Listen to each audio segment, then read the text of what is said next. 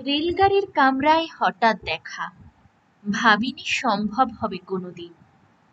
আগে ওকে বারবার দেখেছি লাল রঙের শাড়িতে, ডালিম ফুলের মতো রাঙা।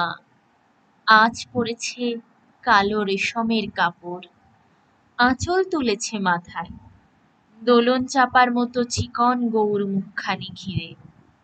মনে হলো কালো রঙে একটা গভীর দূরত্ব ঘনিয়ে নিয়েছে নিজের চারদিকে, যে দূরত্ব সর্ষে ক্ষেতের শেষ সীমানায় শাল বনের নীলাঞ্জনে। থমকে গেল আমার সমস্ত মনটা, চেনা লোককে দেখলেম অচেনার গাম্ভীর্যে। হঠাৎ খবরের কাগজ ফেলে দিয়ে আমাকে করলে নমস্কার। সমাজবেধির পথ গেল খুলে, আলাপ করলেম শুরু, কেমন আছো, কেমন চলছে সংসার ইত্যাদি।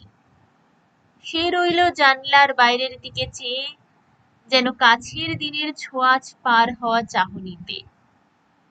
দিলে অত্যন্ত ছোট দুটো একটা জবাব, কোনোটা বা দিলেই না।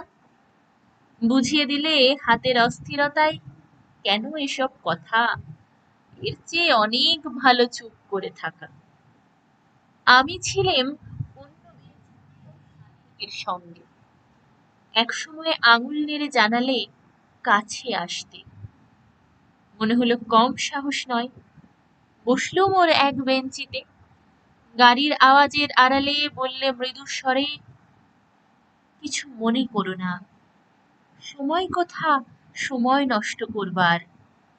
আমাকে নামতে হবে পরের স্টেশনে, দূরে যাবে তুমি, দেখা হবে না আর কোনোদিনই।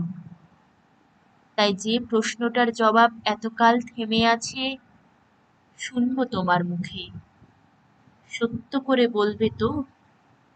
আমি বললেম, বলবো। বাইরের আকাশের দিকে তাকিয়েই শুধোলো, আমাদের গেছে যেদিন, একেবারেই কি গেছে, কিছুই কি নেই বাকি? একটুকু রইলেম চুপ করে, তারপর বললেম, রাতের সব তারাই আছে দিনের আলোর গভীরে। খটকা লাগলো, কি জানি বানিয়ে বললেম নাকি। ও বললে, থাক, এখন যাও ওদিকে। সবাই নেমে গেল পরের স্টেশনে, আমি চললেম একা।